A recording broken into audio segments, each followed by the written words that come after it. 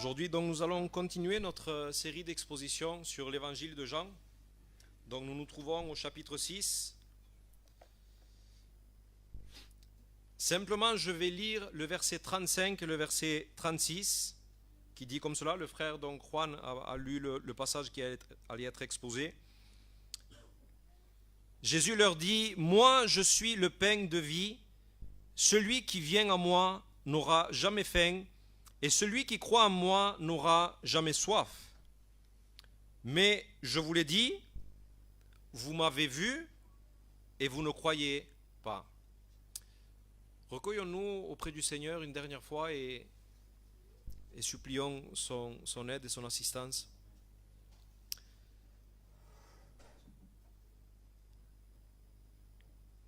De nouveau, Seigneur, ensemble avec ton peuple ici, nous prions, Seigneur, pour que nos cœurs soient disposés. Viens disposer nos cœurs. Incline nos cœurs vers tes préceptes et non vers le gain.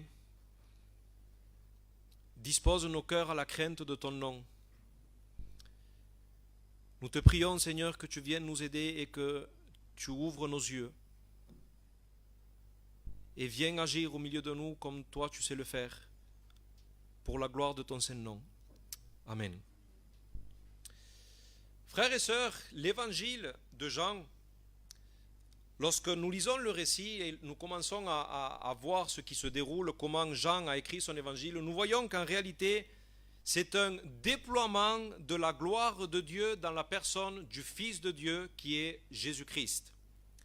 Nous voyons qu'au travers de sa vie, au travers de ses œuvres, au travers de ses paroles, de ses discours, Jésus est la manifestation de la gloire divine. Jésus est la lumière du monde. Mais la révélation de la gloire de Dieu n'est pas une chose quelconque.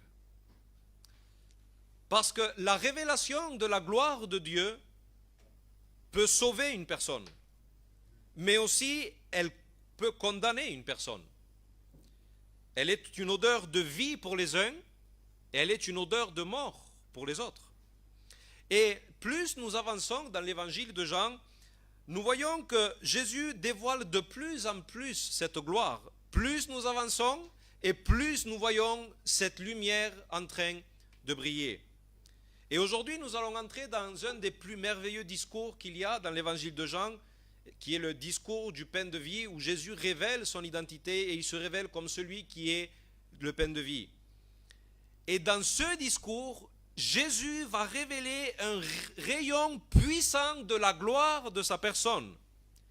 Et bien qu'il s'adresse à une multitude qui sont en train de le suivre, à une multitude qui a été bénie par lui, à une multitude qui veulent faire de Jésus leur roi, quand le discours se termine, la plupart de ceux qui le suivent vont l'abandonner.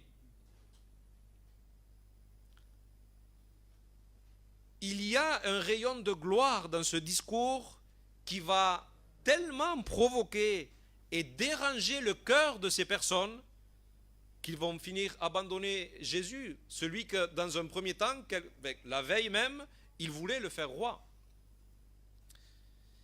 Et combien de personnes nous avons connues et nous avons vues dans les Écritures qui ont semblé bien commencer leur vie chrétienne, mais elles ont finalement abandonné le Seigneur pour retourner dans le monde. Nous avons des exemples comme, pour ceux qui connaissent les Écritures, Démas, un collaborateur de Paul. Il y a aussi Phygèle et Hermogène, Judas, qui dans un premier temps était un des disciples du Seigneur. Et certainement, toi aussi, tu es ici, tu connais certaines personnes dans ta propre expérience qui ont été un grand moment dans l'Évangile, sont été des personnes qui ont été bénies par l'Évangile, mais que finalement, elles ont fini par abandonner. Et je crois que dans ce discours, Jésus va mettre le doigt dans le mille. Il va révéler le problème de telles personnes. Le faux christianisme sort à la lumière lorsqu'il y a une réelle compréhension de qui est Christ et quelle est la sorte de relation que Christ attend de chacun d'entre nous. Tant que tu n'auras pas une idée claire de qui est la personne de Jésus-Christ, Et quelle est la sorte de relation qui l'attend? Peut-être tu es en train de vivre une foi qui est superficielle et qui est fausse et qui ne te sauvera pas. Je ne sais pas combien de temps cela ça fait que tu t'intéresses à l'évangile. Je ne sais pas combien de temps ça fait que tu es baptisé, que tu suis le Seigneur, mais je suis vraiment convaincu que le Seigneur aujourd'hui désire nous arrêter pour que nous puissions faire une réelle réflexion. Et je prie pour que le rayon de gloire qui est sorti ce jour-là à Capernaum puisse aussi briller aujourd'hui et puisse sauver certains au milieu de nous. Je vais vous donner un petit peu de contexte. Le discours a lieu le lendemain que Jésus a fait cette multiplication des pains. Vous savez que Jésus s'est retrouvé face à une multitude et avec peu de choses, il a alimenté plus de 5000 personnes. Et donc le discours qui va avoir lieu a lieu le lendemain de cela. C'est ce que nous voyons au verset 22. Il est écrit: le lendemain, la foule qui était restée de l'autre côté de la mer vit qu'il ne s'était trouvé là qu'une seule barque et que Jésus n'était pas monté dans cette barque avec ses disciples, mais que les disciples étaient partis seuls. Mais d'autres barques arrivèrent de Tibériade, près du lieu où ils avaient mangé le pain, après que le Seigneur eut rendu grâce. Quand les gens de la foule virent que ni Jésus ni ses disciples n'étaient là, ils montèrent eux-mêmes dans ces barques et allèrent à Capernaum, à la recherche de Jésus. Ils le trouvèrent de l'autre côté de la mer et lui dirent: Rabbi, quand es-tu venu ici? Maintenant, il y a quelque chose d'extraordinaire, c'est que comment Jésus est arrivé de l'autre bord? Jésus a traversé la mer en marchant sur les eaux. C'est ce que nous dit le passage qu'il y a juste avant. Et Jésus leur demande à ces personnes, ou plutôt ces personnes demandent à Jésus: comment es-tu arrivé ici? Jésus aurait pu lui dire: eh bien maintenant je vais vous étonner, j'ai marché sur l'eau. À des personnes qui sont friandes de ces miracles, Jésus aurait pu dire cela. Mais Jésus ne répond même pas à leurs questions. Il les stoppe immédiatement pour mettre le doigt dans le problème qu'ils ont dans le cœur. Nous allons voir deux choses, basiquement. J'aurai 2 points dans ce sermon. Et le premier, c'est une question qui nous concerne chacun d'entre nous, c'est: qu'est-ce qui te satisfait réellement dans la vie? Qu'est-ce qui te satisfait réellement dans la vie? Je voudrais qu'on puisse le voir premièrement dans ces personnes et voir quel est le problème de ces personnes qui veulent Jésus comme roi, mais Jésus va pointer sur quelque chose de particulier dans leur cœur. Premièrement, nous voyons au sujet de ces personnes qu'ils sont en train de chercher Jésus de manière intense et ils viennent à lui pour satisfaire des besoins temporels. Verset 26, Jésus répondit: en vérité, je vous le dis. Donc c'est une parole importante ici. Vous me cherchez non parce que vous avez vu des miracles, mais parce que vous avez mangé des pains et que vous avez été rassasiés. Ces personnes étaient en train de venir à Jésus, mais elles ne venaient pas à Jésus parce qu'ils comprenaient qui il était. Ils venaient à Jésus parce que Jésus venait de remplir leur estomac. Et ils voulaient d'un roi, d'une sorte de roi, qui leur donne une vie confortable, une vie sans souffrance, ici-bas et maintenant. Un roi qui va combler leur appétit terrestre et mondain et temporaire. Mais l'attitude de ces personnes devant Jésus va révéler quelque chose au sujet de leur condition spirituelle. Parce que Jésus va prendre cette réalité physique et il va en parler comme d'une réalité spirituelle. Au verset 27, il dit: travaillez non en vue de la nourriture qui périt, mais en vue de la nourriture qui subsiste pour la vie éternelle. C'est comme si Jésus était en train de dire: votre existence se résume à consumer votre vie pour obtenir des choses qui ne durent pas. Je répète cette phrase. C'est comme si Jésus était en train de dire: vous êtes en train de faire des efforts, vous êtes en train de consumer votre vie pour obtenir des choses qui en réalité ne durent pas. Et cela démontre quelque chose au sujet de la condition de votre cœur. Cela me démontre qu'il y a une faim dans votre âme qui est insatiable et que vous essayez de combler par des choses temporaires.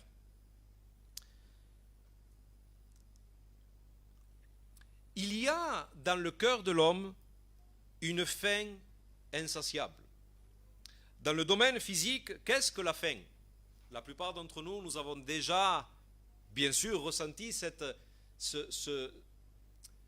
sensation puissante, cette nécessité puissante et ce désir puissant de vouloir se rassasier. Mais en réalité, la faim est le cri de notre corps qui nous dit que si tu ne me nourris pas maintenant, je vais mourir, je vais périr. C'est comme un instinct de survie, c'est pour cela que nous avons faim. La faim est un appel de notre corps pour maintenir notre existence et notre vie.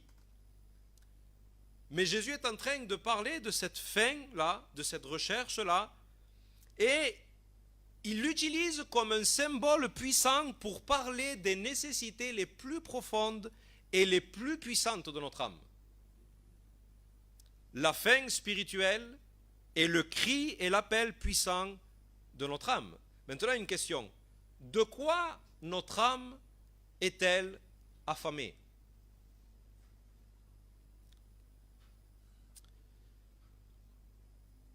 Au regard des Écritures, l'âme a faim et soif de félicité, de bonheur, de plaisir et de satisfaction. Regardez ce qui est écrit dans Ésaïe 55, c'est le texte que Joséito a lu au début de la réunion. Pourquoi pesez-vous de l'argent pour ce qui ne nourrit pas? C'est le Seigneur qui parle. Pourquoi travaillez-vous pour ce qui ne rassasie pas?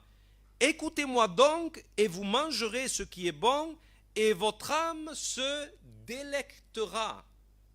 Votre âme va prendre plaisir de mes succulents. Quand nous mangeons pour nourrir notre corps physique, Dieu a permis aussi que nous sentions du plaisir et que nous ayons ce sentiment d'être enfin rassasiés. Laisse-moi te poser une question. Cela t'est déjà arrivé d'être insatisfait dans ta vie? De te trouver chez toi, tout seul peut-être, et de sentir comme une angoisse, et d'être angoissé, d'être déprimé? Qu'est-ce que tu fais dans ces cas-là? Qu'est-ce que tu cherches? Quand tu as ce sentiment d'angoisse, de tristesse, tu ne sais même pas pourquoi. Qu'est-ce que tu fais? Généralement, tu vas chercher une dose de félicité ou de bonheur, ou de plaisir, ou de satisfaction. Certains, lorsqu'ils sentent cette forte insatisfaction, eh bien, ils vont se mettre sur Internet et ils vont chercher un voyage pour s'évader. J'en ai marre de cette vie, c'est toujours la même chose. Nous sommes toujours là, il faut que je me change les idées, il faut que je parte en voyage. Parce qu'ils ont besoin de cette sensation de félicité temporaire. D'autres cherchent à s'acheter une nouvelle voiture. Ils se sentent mal et là ils commencent à regarder sur le bon coin et ils regardent, il me faut une autre voiture. D'autres vont faire la fête. D'autres vont aller jouer au casino. D'autres vont faire du shopping. D'autres vont manger. D'autres vont passer des heures devant la télé pour oublier ce qui est en train de provoquer ces angoisses et cette frustration. D'autres, ce qu'ils vont faire, ils vont travailler plus pour avoir plus d'argent, pour avoir de plus grandes doses de plaisir, de bonheur et satisfaction. Mais tout ce que font ces personnes, tout ce que nous faisons lorsque nous sommes dans cette situation, nous le faisons dans le but de chercher ne serait-ce qu'une petite dose de félicité, de bonheur, de paix. Le problème, c'est que nous ne savons pas la chercher au bon endroit. Voilà le problème. La Bible appelle cette recherche constante de plaisir et satisfaction immédiate, elle l'appelle convoitise. Vous vous souvenez du peuple d'Israël? Le Seigneur va faire une délivrance extraordinaire, il va les sauver de l'esclavage du pays d'Égypte. Et là, donc, il va les mener dans le désert et Dieu va les rassasier. Dieu va leur donner du pain à manger chaque jour. Mais à un moment donné, ces personnes sentent qu'il manque quelque chose. Ils ne sont pas rassasiés. Il y a quelque chose dans leur cœur qui les met dans un état d'insatisfaction. Et regardez ce que Moïse va écrire à leur sujet dans Nombre 11, versets 4 à 6. Le ramassis de gens qui se trouvaient au milieu d'Israël fut saisi de convoitise. Et même les enfants d'Israël recommencèrent à pleurer et dire « Qui nous donnera de la viande à manger ?» Nous nous souvenons des poissons que nous mangions en Égypte, qui ne nous coûtaient rien, des concombres, des melons, des poireaux, des oignons, des aulx, des ails. Maintenant, notre âme est desséchée, plus rien. Nos yeux ne voient que de la manne. Un simple melon me laisserait satisfait, me donnerait une petite dose de bonheur. Qu'est-ce que la convoitise? La convoitise, frères et sœurs, c'est le mouvement intense, violent et désordonné du cœur de vouloir satisfaire immédiatement ses désirs de plaisir terrestres et mondains. La Bible appelle cela l'amour du monde. Regardez comment il le dit dans la première épître de Jean, chapitre 2, versets 15 à 16. « N'aimez point le monde, ni les choses qui sont dans le monde. Si quelqu'un aime le monde, l'amour du Père n'est point en lui. Car tout ce qui est dans le monde, la convoitise de la chair, la convoitise des yeux et l'orgueil de la vie, ne vient point du Père, mais vient du monde. » Le monde agit sur nos convoitises. Le monde est semblable à une fête foraine, à la foire des vanités, comme il y a dans le voyage du pèlerin, qui désire nous vendre et nous escroquer pour nous vendre des doses temporaires de plaisir et satisfaction immédiate. Il veut te séduire pour te donner ces petites doses. Tu as besoin, tu te sens triste, tiens, j'ai quelque chose à t'offrir, c'est pas cher. Tu vas te sentir quelqu'un d'épanoui. Il veut nous procurer la satisfaction de se sentir grand, de se sentir important, de se sentir quelqu'un de fort, de quelqu'un qui a réussi dans la vie. Le monde est un expert en nous donnant des doses immédiates de plaisir et satisfaction. Et il va constamment nourrir la convoitise de tes yeux, celle des appétits de notre chair. Et il alimente le désir d'être grand, de briller, d'être important et de se démarquer dans ce monde. Mais dans notre passage, il y a quelque chose d'incroyable. Oui, il y a des personnes qui littéralement cherchent à satisfaire leur convoitise dans le monde. Mais d'autres vont utiliser l'évangile pour satisfaire leur convoitise, mais sans vouloir une relation avec Christ. Je veux la félicité que propose l'évangile, je veux la paix, je veux le repos, je veux la gloire, je veux le ciel, je veux la joie, mais je ne désire pas une relation avec le Christ ressuscité. C'est ce que faisaient ces personnes. Ces personnes suivaient et cherchaient Jésus intensément pour satisfaire et remplir leur estomac, pas pour avoir une relation avec Jésus. Jésus était simplement un instrument qui allait servir leur intérêt. Mais Jésus ne veut pas être le roi de ces personnes. Écoute-moi bien. Je ne sais pas combien de temps ça fait que tu suis le Seigneur, que tu essayes de le chercher. Mais si tu aimes le monde, tu n'obtiendras rien de lui.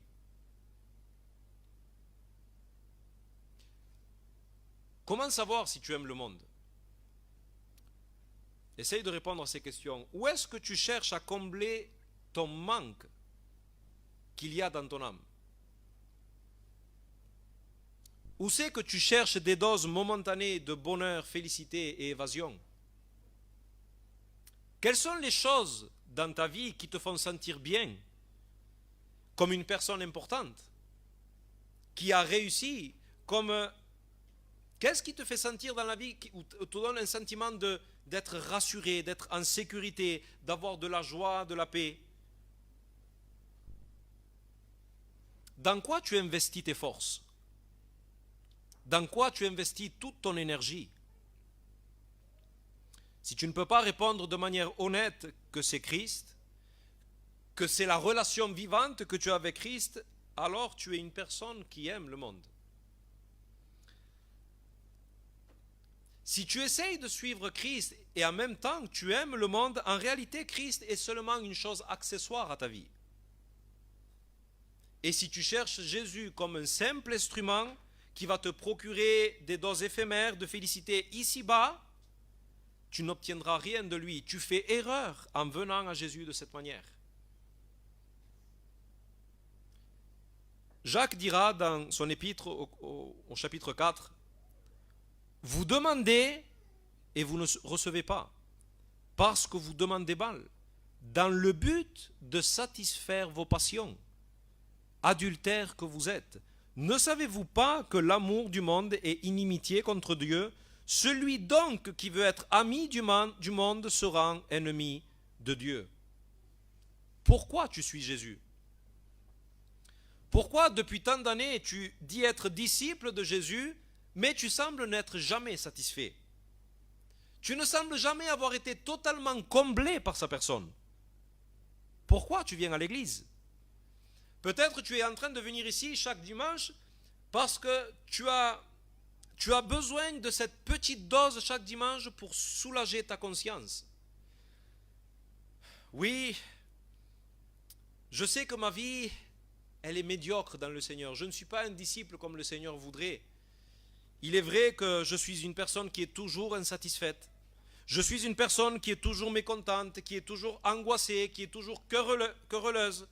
Je suis une personne, oui, qui aime l'argent et qui devient fou des choses matérielles. Mais quand je viens aux réunions, eh bien, je ne sais pas, je me sens chrétien. Quand j'entends parler de la grâce, du pardon qu'il y a en Jésus, je me dis que peut-être Jésus me sauvera. Peut-être je suis bien. C'est simplement moi je suis simplement une personne médiocre. Et ensuite, tu sors d'ici et tu reprends ta vie comme bon te semble. Mais si c'est comme ça que tu es venu à Jésus, tu n'es pas chrétien. Il y a une manière de venir à Jésus qui ne rassasie pas, qui ne sauve pas, et c'était le cas de ces personnes. Quelles sont les choses qui te satisfont réellement dans la vie? Cela m'amène à mon deuxième point et dernier point. La vraie nourriture qui donne la vie et satisfait pleinement une âme. Verset 27. Travaillez non en vue de la nourriture qui périt, mais en vue de la nourriture qui subsiste pour la vie éternelle, celle que le Fils de l'homme vous donnera, car c'est lui que le Père, Dieu, a marqué de son sceau. Nous allons voir certaines choses sur les paroles de Jésus. La première des choses que nous voyons, c'est que nous avons besoin d'une autre sorte de nourriture pour notre âme. Nous avons besoin d'une autre sorte de nourriture. Jésus parle d'une nourriture qui périt et Jésus parle d'une nourriture qui subsiste pour la vie éternelle. Et il est en train de nous dire que nous avons besoin d'une autre sorte de nourriture.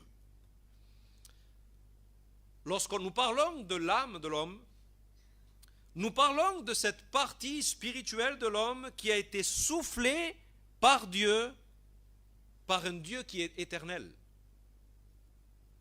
Et l'âme de l'homme n'a pas été créée pour être rassasiée par des choses temporaires. Nous avons été créés pour une autre sorte de vie.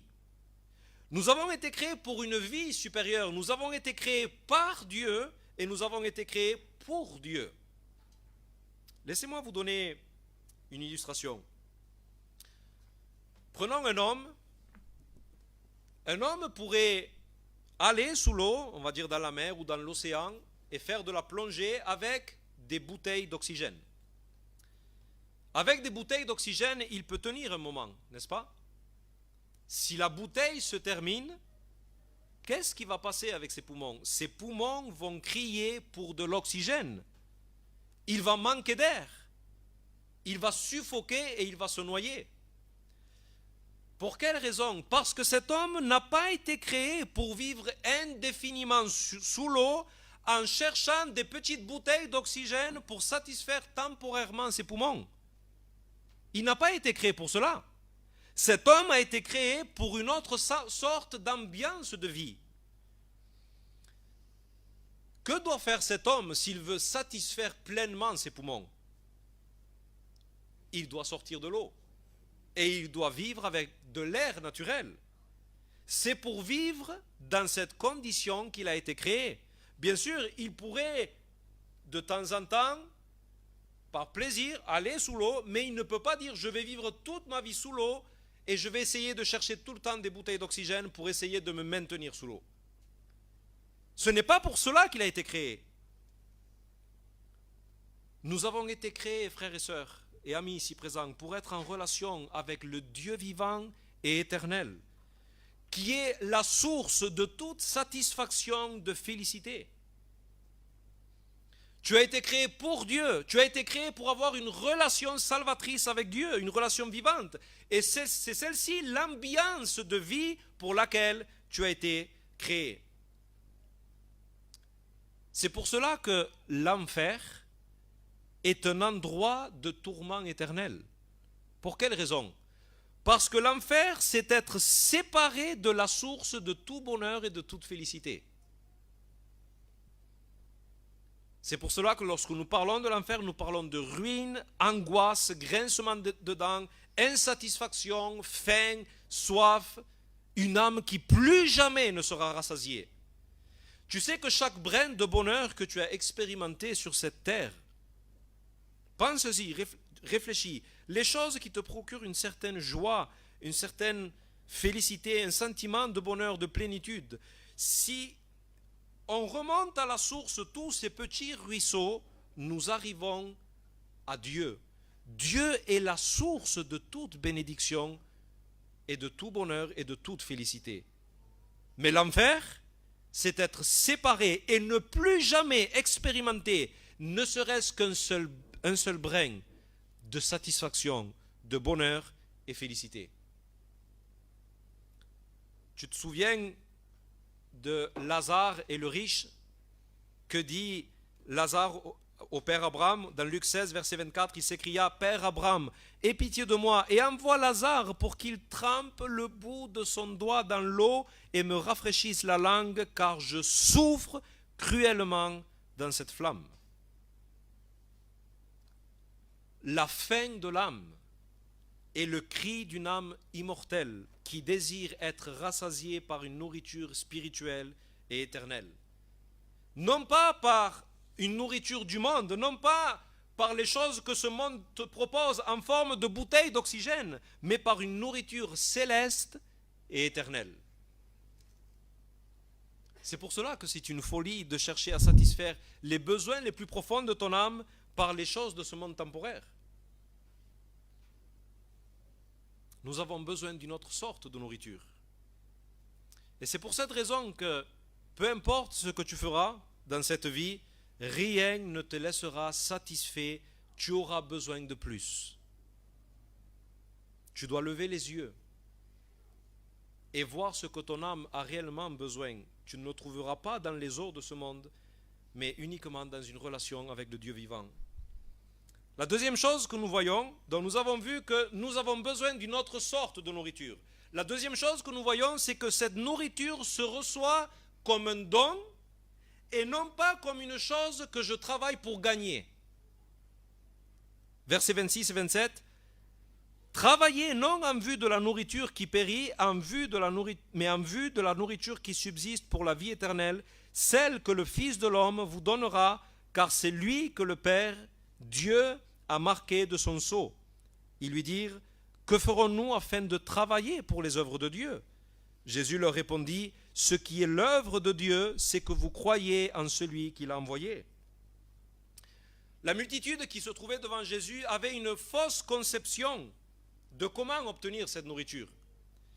Ils pensent que Dieu exige des œuvres pour avoir cette vie éternelle. Ils pensent, et en plus, la deuxième erreur, non simplement ils pensent que Dieu exige des œuvres de leur part pour obtenir la vie éternelle, mais l'autre erreur, c'est qu'ils pensent pouvoir le faire. Quelles sont les œuvres de Dieu? Vas-y, dis-moi, je les ferai. Mais Jésus leur dit, ce qui est l'œuvre de Dieu, c'est que vous croyez en celui qui l'a envoyé. Quelles sont les exigences de Dieu? Que vous croyez seulement dans celui qui l'a envoyé. Pour le dire d'une autre manière, tu sais quel est le travail que Dieu exige de toi? Le travail que Dieu exige de toi pour que ton âme soit nourrie, c'est que tu te reposes sur le travail qu'un autre a fait pour toi.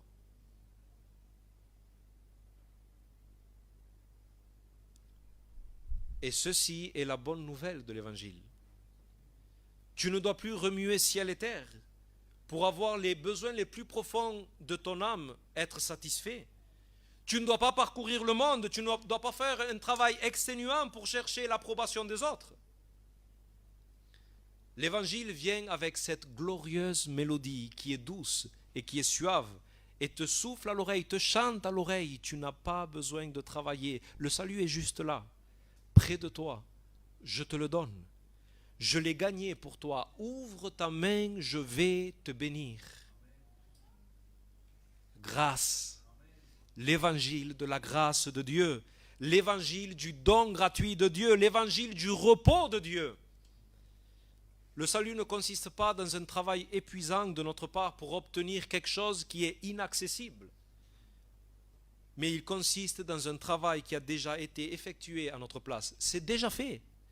Le travail a déjà été fait. Christ a pris forme humaine, il a fait le travail et quand il a fini, il a dit « J'ai fini mon œuvre. Tout est accompli. » Toutes les autres religions, les fausses religions, te disent « Accomplis un certain devoir pour avoir la vie éternelle. » Mais l'Évangile te dit « Crois seulement et tu seras sauvé en raison de ce qu'un autre a fait pour toi. » Donc, premièrement, nous avons dit que nous avons besoin d'une autre sorte de nourriture. Deuxièmement, cette nourriture, on ne doit pas travailler pour l'acquérir, mais elle se reçoit comme un don. Mais troisièmement, cette nourriture pour notre âme n'est pas une chose, mais elle est une personne. Versets 30 à 35. « Quel miracle fais-tu donc, lui dirent-ils, afin que nous le voyions et que nous te croyions? Quelle œuvre fais-tu? Nos pères ont mangé la manne dans le désert, selon ce qui est écrit, il leur donna à manger le pain venu du ciel. » Au verset 32, Jésus leur dit, en vérité, je vous le dis, ce n'est pas Moïse qui vous a donné le pain venu du ciel, mais mon Père vous donne le vrai pain venu du ciel. Car le pain de Dieu, c'est celui qui descend du ciel et qui donne la vie au monde. Ils lui dirent, Seigneur, donne-nous toujours ce pain-là. Jésus leur répondit, moi, je suis le pain de vie. Celui qui vient à moi n'aura jamais faim, et celui qui croit en moi n'aura jamais soif. Ici, la multitude est en train de comparer Jésus à Moïse. Moïse avait donné la manne dans le désert, et cette manne venait toutes les 24 heures, mais elle était périssable. Et ils sont en train de se demander, est-ce que cet homme-là, Jésus de Nazareth, est plus grand que ce Moïse qui a pu alimenter une telle multitude pendant 40 ans dans le désert? Mais Jésus ici se présente comme celui qui est le vrai pain que Dieu donne pour la vie du monde. Jésus est plus grand que Moïse. Parce qu'il dit « Je suis ». « Je suis » est une allusion au Dieu de Moïse. Jésus est plus grand que Moïse parce qu'il est le Dieu de Moïse. Vous vous souvenez dans le buisson ardent, lorsque Moïse s'approche et dit « Mais quel nom as-tu et qu'est-ce que je vais dire à ce peuple ?» Tu diras que celui qui est, je suis, celui qui suis, m'a envoyé. C'est une référence à la divinité de Jésus. Ce que Jésus est en train de dire, c'est que je suis l'Éternel Dieu qui est descendu du ciel par son incarnation pour donner la vie au monde. Que veut nous enseigner Jésus en nous disant qu'il est le pain de vie?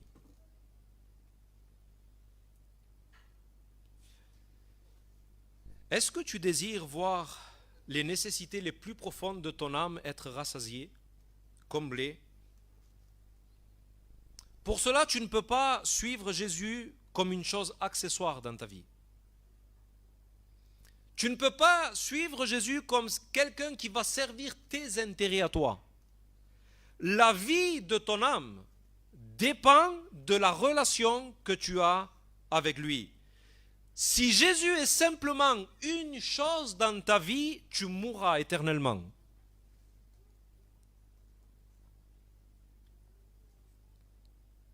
Les nécessités les plus profondes de ton âme ne peuvent pas être comblées par une chose, mais elles peuvent être comblées par une personne, par la relation que tu auras avec une personne qui est Jésus-Christ.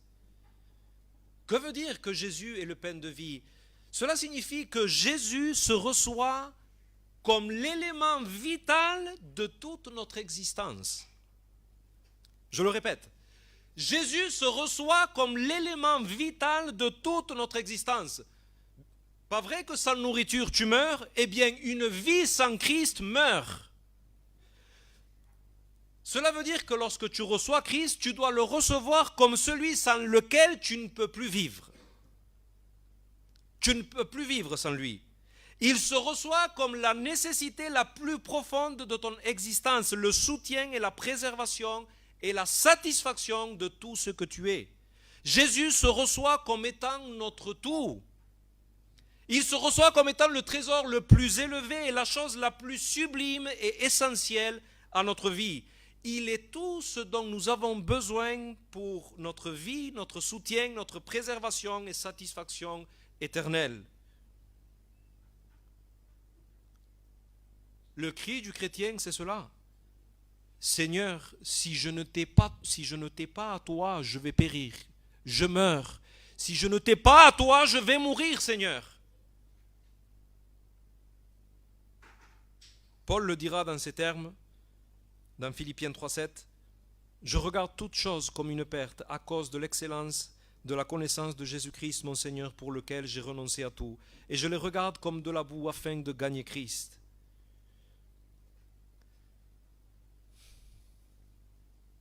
Jésus doit être le tout de ton existence, ou alors il n'est rien.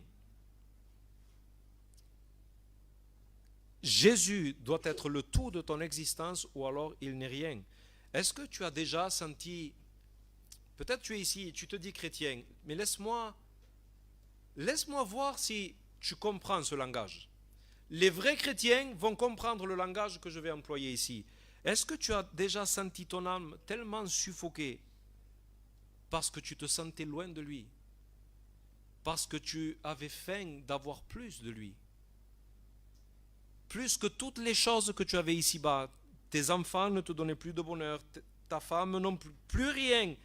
Tu disais, Seigneur, si je ne t'ai pas à toi maintenant, je meurs. Je meurs si je ne t'ai pas à toi maintenant. Est-ce que tu t'es déjà retiré en urgence dans un endroit isolé pour t'effondrer en larmes et à genoux en disant, Seigneur, je te veux toi. Rien ne me satisfait, je te veux toi, simplement toi, Seigneur. Jésus est le pain de vie. Frères et sœurs, voici le rayon puissant de la gloire de Christ qui vient mettre en lumière notre christianisme. Cette révélation que Jésus fait de lui-même doit venir te provoquer aujourd'hui, doit venir te bouger. Elle vient pour te déranger parce que peu importe le temps que tu suis le Seigneur, Jésus t'arrête maintenant. Et il te dit, réellement tu me suis? Réellement, tu es en train de me suivre? Réfléchis à quelle est la relation que tu entretiens avec moi. Est-ce que tu peux dire honnêtement ce matin que tu as reçu Jésus comme la nécessité la plus profonde de ton existence, qu'il est le fondement de ta joie, de ton bonheur, de ta félicité? Frères et sœurs, certains, peut-être parmi vous, disent suivre Christ, mais dans votre vie de chaque jour, il n'y a aucune évidence de la réalité du Christ ressuscité et vivant. Et pourtant, vous pouvez survivre sans lui. Aucune évidence du Christ ressuscité dans votre vie, mais vous pouvez survivre sans lui. Il n'est pas votre pain de vie. Pour quelle raison? Parce que Christ est accessoire à votre vie. Il n'est pas la vie et le soutien de ton existence. Laisse-moi te poser une question. Et si toutes les choses dans ce monde que tu possèdes en ce moment même,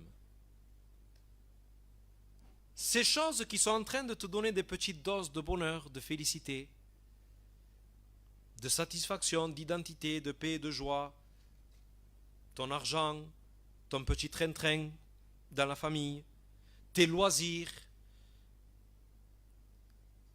si toutes ces choses te seraient enlevées, est-ce que tu te sentirais une personne des plus misérables et est-ce que ta vie n'aurait plus aucun sens?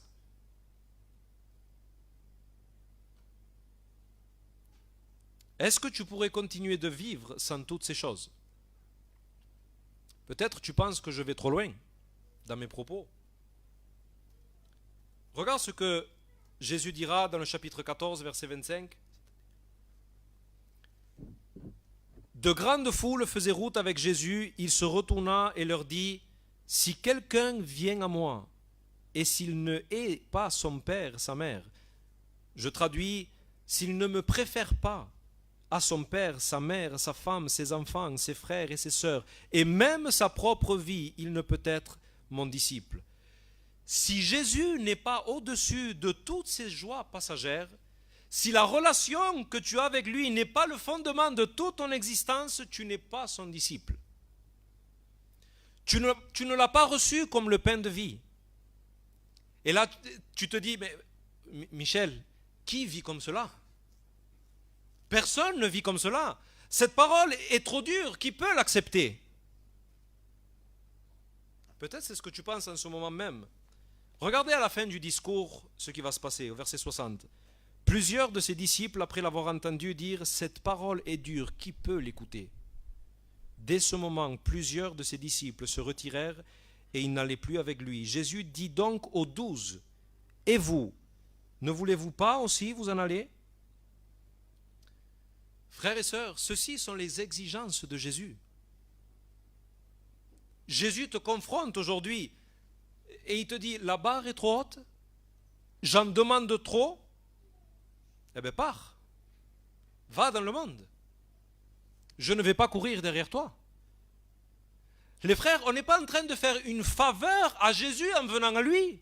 Jésus n'a pas besoin de nous, lui il est le Verbe éternel, il est celui qui remplit le ciel de sa gloire et les anges tombent en adoration devant lui, devant sa beauté, sa majesté et sa gloire. C'est lui le trésor le plus précieux, c'est lui le trésor le plus sublime. Il est un être infini en gloire qui réjouit et satisfait pleinement le cœur du Père.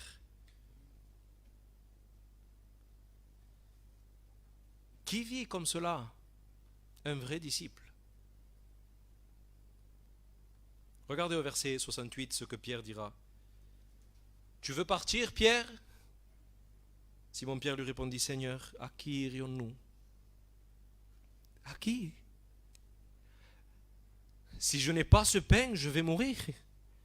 Tu veux me priver de ce pain? Tu as les paroles de la vie éternelle et nous avons cru et nous avons connu, nous savons qui tu es.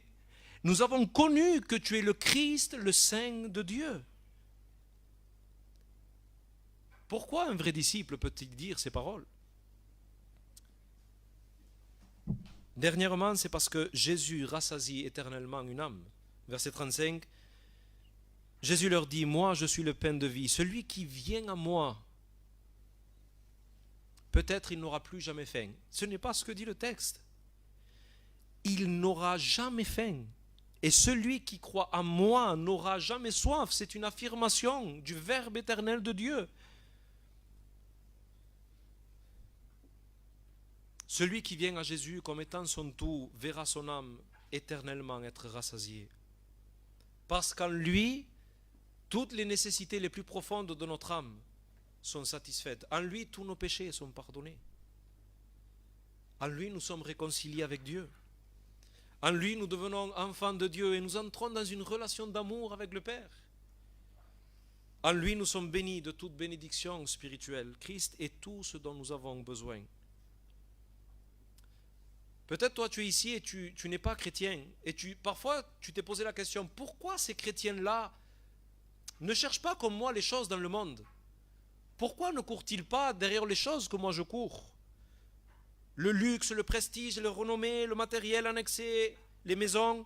Parce qu'en connaissant réellement Jésus, une véritable satisfaction a pénétré le plus profond de notre âme. La seule chose que nous aspirons, oui, c'est nous voulons davantage de lui. Donc je conclus. Église de Dieu, par ces paroles, Jésus désire nous rappeler qui il est et remettre de l'ordre dans nos priorités et les affections de notre cœur. Vous savez quel est le seul commandement qu'il y a dans ce passage? Travailler. Travailler, c'est le seul commandement. Jésus est en train de dire, je suis le pain de vie, je suis la vraie satisfaction. Tu n'as pas été créé pour une nourriture qui périt, pour épuiser ta vie à chercher des bouteilles d'oxygène éphémères. Ne gâche pas ta vie en faisant cela, mais travaille durement. Investis-toi pour une vie bien supérieure. Fais de cela la priorité de ta vie et tu connaîtras la plénitude d'une vie abondante. Que ferons-nous aujourd'hui? Ceux qui ne font pas de lui aujourd'hui même le trésor suprême de leur existence, même si tu te dis chrétien, tu ne crois pas en lui. Tu n'as jamais vu sa valeur et tu n'as jamais goûté à la suffisance de sa personne. Au verset 35 et 36, Jésus finit en disant ces paroles. Jésus leur dit, je suis le pain de vie, celui qui vient à moi n'aura jamais faim, et celui qui croit en moi n'aura jamais soif. Mais je vous l'ai dit, vous m'avez vu et vous ne croyez point. Aujourd'hui, dans sa miséricorde, Jésus nous appelle comme étant le pain de vie pour venir à lui et être rassasié de sa personne. Je finis avec ces paroles de Ésaïe 55 et ensuite nous prierons. Vous tous qui avez soif, venez aux eaux, même celui qui n'a pas d'argent, venez acheter et manger. Venez acheter du vin et du lait sans argent, sans rien payer. Pourquoi pesez-vous de l'argent pour ce qui ne nourrit pas? Pourquoi travaillez-vous pour ce qui ne rassasie pas? Écoutez-moi donc et vous mangerez ce qui est bon, et votre âme se délectera de mets succulents. Prêtez l'oreille et venez à moi, écoutez, et votre âme vivra. Je traiterai avec vous une alliance éternelle pour rendre durables mes faveurs envers David. Cherchez l'Éternel pendant qu'il se trouve, invoquez-le tandis qu'il est prêt, que le méchant abandonne sa voie et l'homme d'iniquité ses pensées, qu'il retourne à l'Éternel qui aura pitié de lui, à notre Dieu qui ne se lasse pas de pardonner. Amen.